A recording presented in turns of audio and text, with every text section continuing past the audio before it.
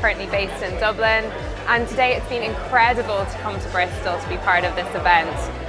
Like I said in my talk, it's been amazing to listen to all of the partners and the launch panelists to see what's happening in the industry over peak. As a platform partner, it can sometimes be so easy to be involved in what we're doing as a platform, but actually your panels enabled me to zoom out, to be able to zoom in on the critical part that Pinterest takes of that journey for business owners.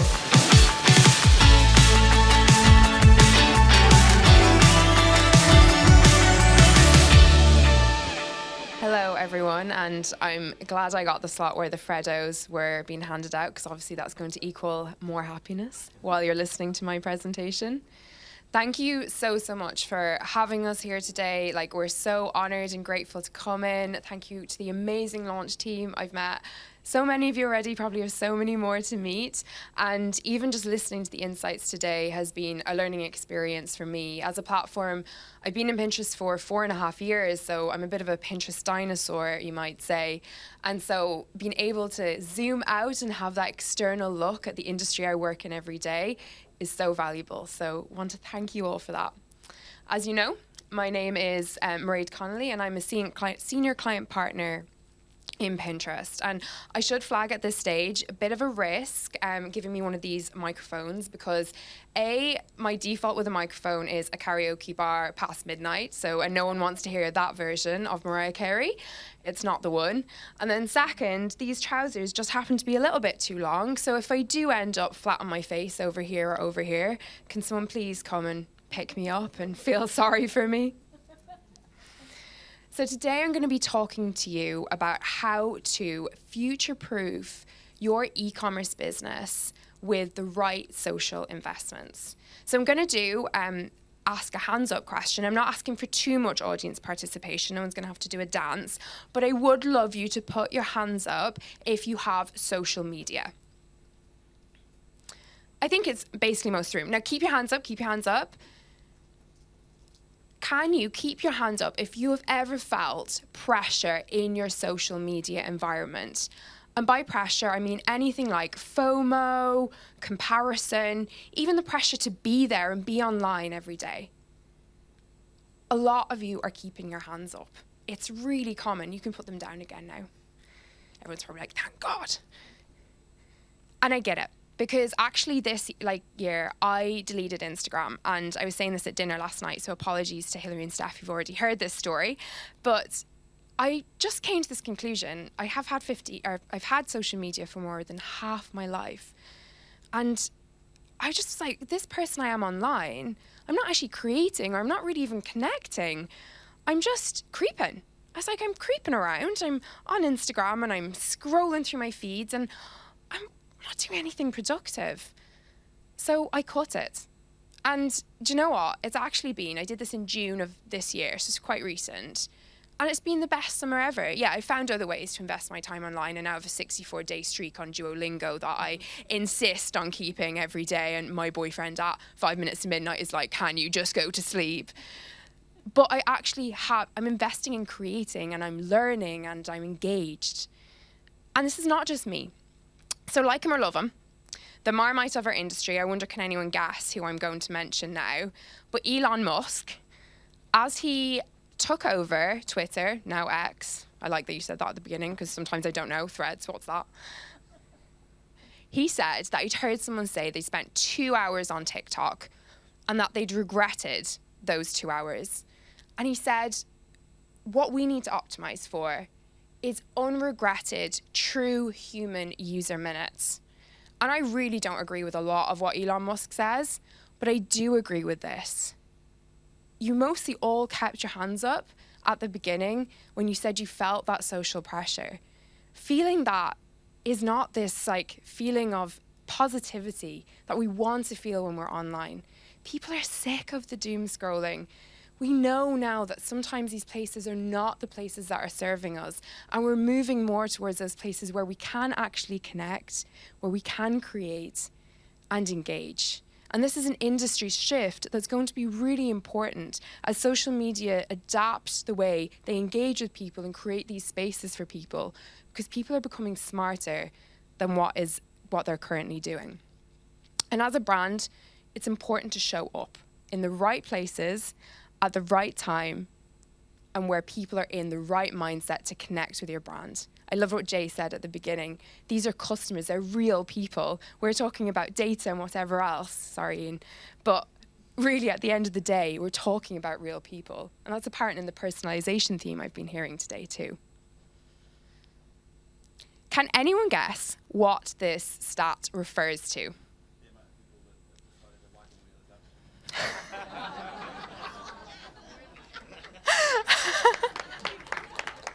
And you just stole my presentation away from me. So this... No, but listen, keep watching and we'll come to that. Level of confidence in an A/B test. Oh, no, but good answer. Love that A/B test. It's actually the amount of purchases that are going to be through e-commerce by 2040. And now 2040 might seem like a long time away, but if you think about this for 1 second, where is brick and mortar in this store? And where are people going to engage? Because when I go to shop, and I actually don't like shopping, to be honest, I am an online girl as it is, but at least I get to experience the brand. And so the places where we experience brands are going to be so different if 95% of our purchases are going to be through e-commerce. So now I have a question, and Abby, maybe you know the answer to this, but what percentage of the world uses social media today? 75, 80? Any other guesses? 110. Sometimes it feels like that. Everyone's there. It's actually not, but it is, say, midway between 20 and 75, 80. So 60% or over 60% of the world uses social media, which personally I think is crazy because think about how many babies are out there. Like, they're not on their phones using social media. And this equates to about 5 billion people. That is a lot of people using social media. And this is growing. So actually, by 2027, which is only around the corner, we're predicting that social media usage is going to grow to 6 billion, which is frightening because it's such a short period of time, but people are continually showing up in different ways, but to social media platforms. They're important parts of our environment now and our online and offline worlds. So we have this increase in e-commerce. That's on the rise over the next couple of years. We have an increase in social media usage. Obviously, we're going to have an increase in the social commerce opportunity. And you can see here as I move through that this is going into trillions. This is going into figures I didn't even know exist. I had to look up when I did this slide how many zeros equaled a billion equaled a trillion.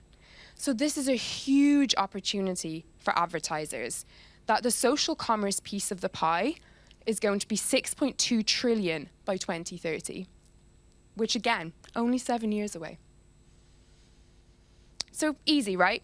Increase your social channel investment today and take advantage of this growing trend. Seems easy, but what I would ask you to consider, and I do advise increasing your social commerce and social media investment, and the launch team would be happy to help you with that, for the simple reason that we see the growth both in social media and in the e-commerce opportunity and the purchase opportunity on this other side. But also think about where you're showing up on social media. So are you showing up in the right spaces? We've spoken about this. People want to feel positive when they go online. They don't want to feel like they're in a toxic place. I certainly didn't when I was on Instagram. And I don't actually slate Instagram. I think some people can just use it and exercise a bit of self-control. I just can't. But they want to show up. They want to feel good about themselves. And so when you think about where you're putting your brand messaging, you really want to show up as a brand in front of a person with the right mindset to be able to grow your business.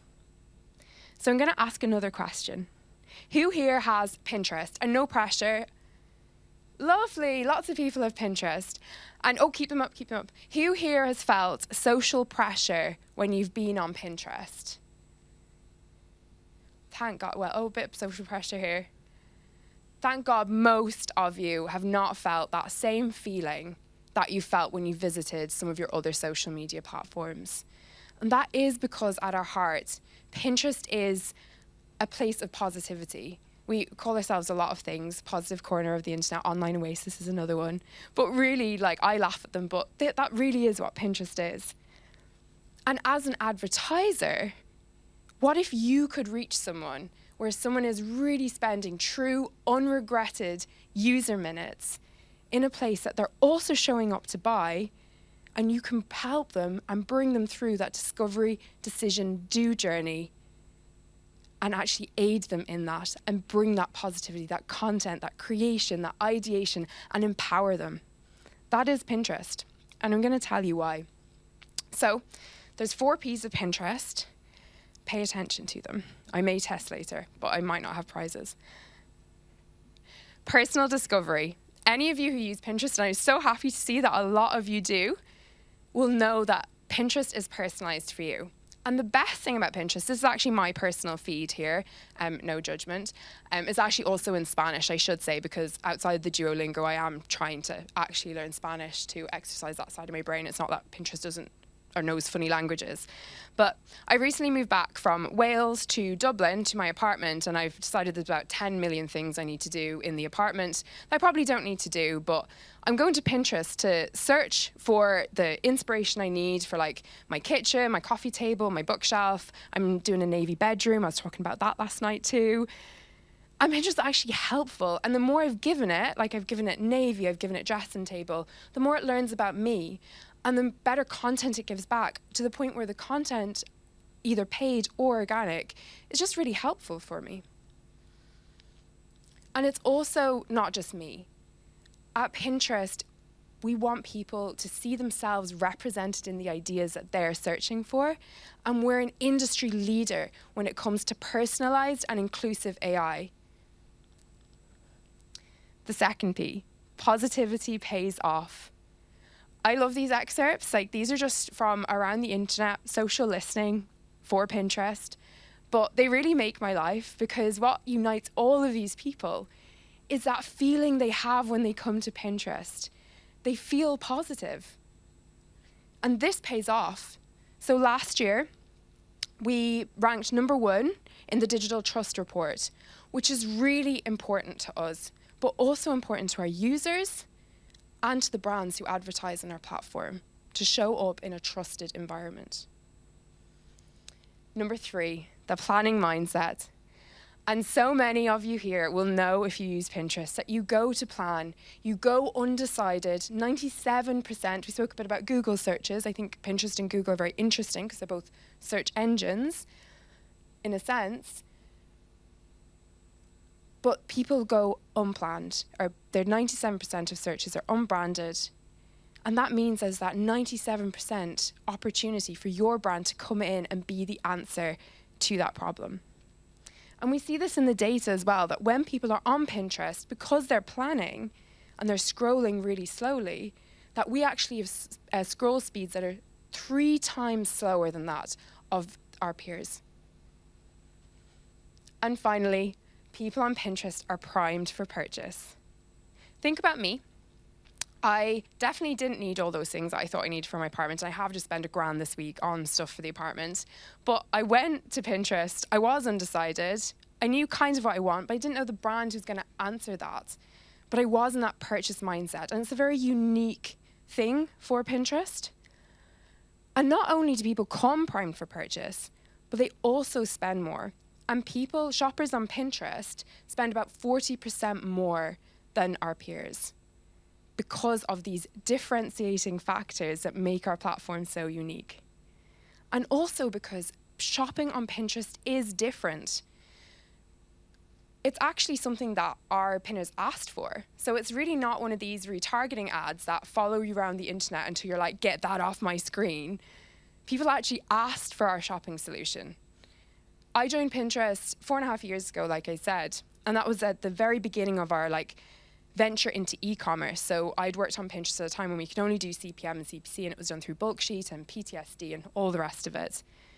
But we started building these e-commerce solutions to serve people with the products. So when they looked for the ideal holiday, we're able to serve them that product solution from that part of your website. Or you're looking for the perfect, we mentioned skincare routines. You're looking for that face cream or that self-care routine. And we're now able to serve them with that product. And this investment has really paid off.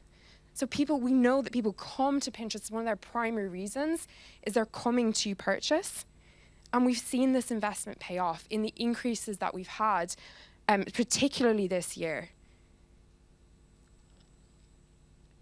And now as an advertiser, you can really take advantage of this. And this journey, I've mentioned it before, the discover, the decide, and the do. And this year is really exciting for us at Pinterest because we have doubled down on our lower funnel investment options to close that gap between discovery and purchase and bring that user closer to the purchase moment, which actually enhances their user journey across Pinterest and across all the other touch points we've spoken about today. But 50% increase in click-throughs and saves of buyable items on our platform globally from Q2 23 from the Q2 the previous year. And that's only growing. I said 44% increase in conversion volume year on year today. So there's a huge opportunity here for you as an advertiser. And don't just take my word for it. YSL Beauty launched this campaign with a North Star strategy, full funnel, we've spoken about that too. So bringing people all the way on that journey from discovery, decide, and do. And they also integrated their e-commerce campaign into this too. And led to a 23% lift in incremental sales. Those sales would not have happened had they not invested in Pinterest. And I loved that you spoke about that with your business. It's that not one click. People don't just click off and purchase. It might depend on like how big that item is, but like anything that's like a larger consideration time, looking at those various touch points across the way, but knowing that incrementality, and it might be where, and we've mentioned this a few times in the panels, where have you discovered that? Where was the spark point? Where did you truly build that love, that engagement? Where did you remember that brand if you're an unknown brand? And that might have been Pinterest. So I bet you're all dying to know, how can I activate? How can I take advantage of this unique audience, of this purchasing behavior, and how is it going to benefit my business? It's really easy. Once you have a Pinterest profile, which honestly, and I'm not lying, takes like 2 minutes to set up, probably your biggest blocker is like, what are your username and password going to be? Once you have that, all you need to do is upload your catalog. Danny spoke about the like integration solutions they have here at launch, and you can integrate your platform yourself or integrate your catalog yourselves with any of our solutions directly with one of our partners or with the API. And I'll say no more about APIs today because it's really not my favorite topic. And even doing this, and I spoke about this in the panel, but those merchants who upload their catalogs, and this is also answer to the creative question that we were speaking about earlier, because if you have a catalog already that's ready to go on Pinterest, you don't need to pay anything else for creative, but yet you see these results in terms of product saves and attributed checkouts. And that's because we distribute on our organic surfaces once you are a verified merchant, so have a conversion visibility solution in place and your catalog uploaded. But if you really want to make the most out of the shopping proposition on Pinterest, you'll want to invest in our shopping products. And you can see video here, which we released this year, and we've spoken a lot about video today as well, and about intercepting that journey. But having your catalog and putting paid behind it is really a way to get in front of those people. We saw that graph where the social commerce is going to grow by 2030. And using these products is going to allow your business to be on the curve of that growth, growing your business alongside that through the social commerce opportunity. And what's coming? We're continuing to innovate. This is really important for us. Shopping is so important for us because people come to Pinterest to shop. So making it even better is actually a fundamental and critical part of our strategy. So what are we going to do? And I would ask you to stay tuned to Pinterest because it's going to get even bigger next year. But you might have heard of Shuffles. It's our big Gen Z app where people come to collage and create. And again, going back to empowering people to really create what they love. Well, Shuffles is going to be integrated with our main app, and we're going to allow people to collage not only the products that they see and cut out the products that they see in our normal pins, but actually buyable products as well, so they can bring their buying experiences to life on Pinterest.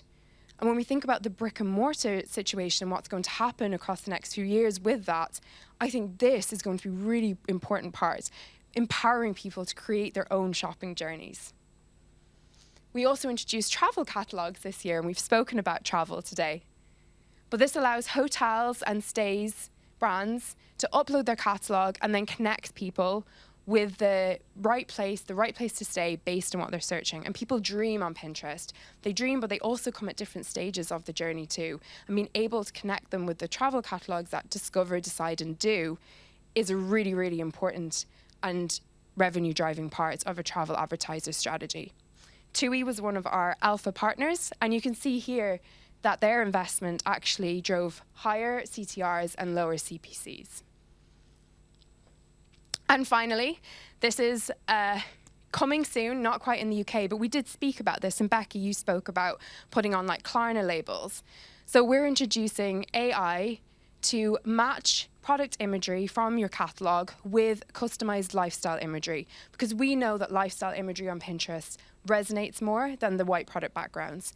The white product backgrounds work okay, but actually optimizing for success and using AI in a really smart way, and AI is one of those buzzwords, buzzword bingo, is actually going to drive even further success. So this is in early testing and hopefully will be rolled out to the UK next year. Other than that, we also announced a large Amazon partnership this year. Some of you may have heard back in April, and I'm really excited to see where that goes. Being able to integrate Amazon's catalogs into Pinterest is going to be a huge growth driver for both our users and then for advertisers to capitalize on that opportunity. So I have a little quiz at the end just to keep us going, but can anyone remember the 4 Ps of Pinterest? Is one, yes. Yes, personal discovery. Yes, is one. Yes, positivity pays off. Planning mindset and primed for purchase. Brilliant, you did really well.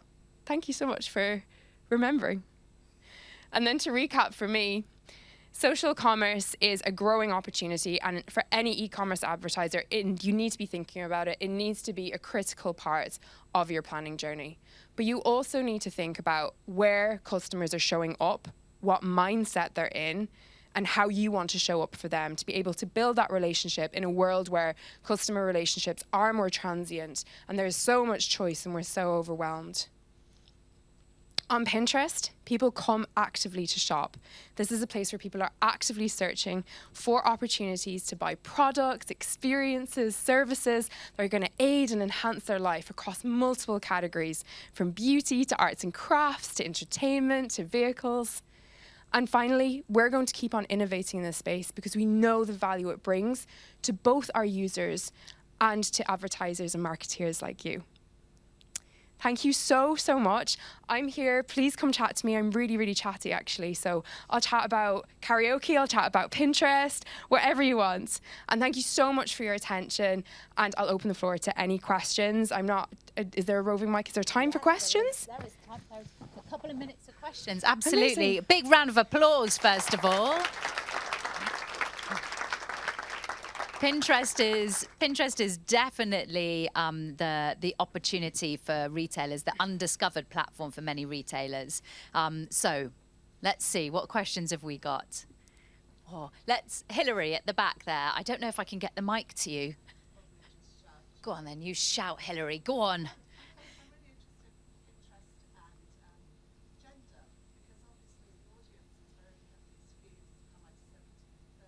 You got it.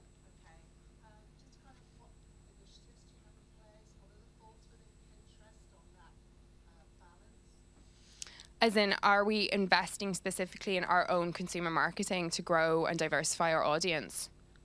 Yes, actually, it's a huge priority for us that everyone feels like they can come to Pinterest and feel positive. We do have that very historical gender skew back from our first days.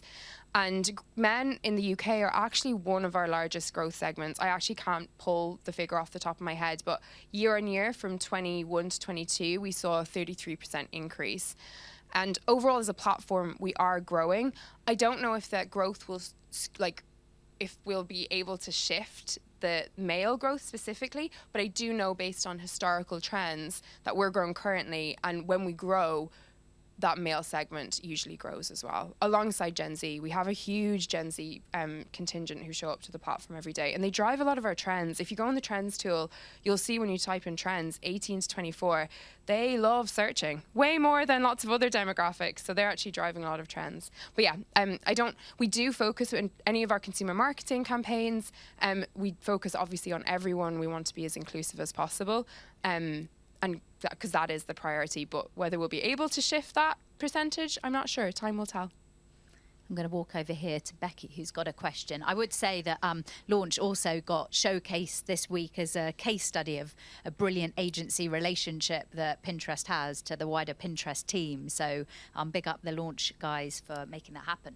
Oh, and one more point on men. They love vehicles and Rolex watches.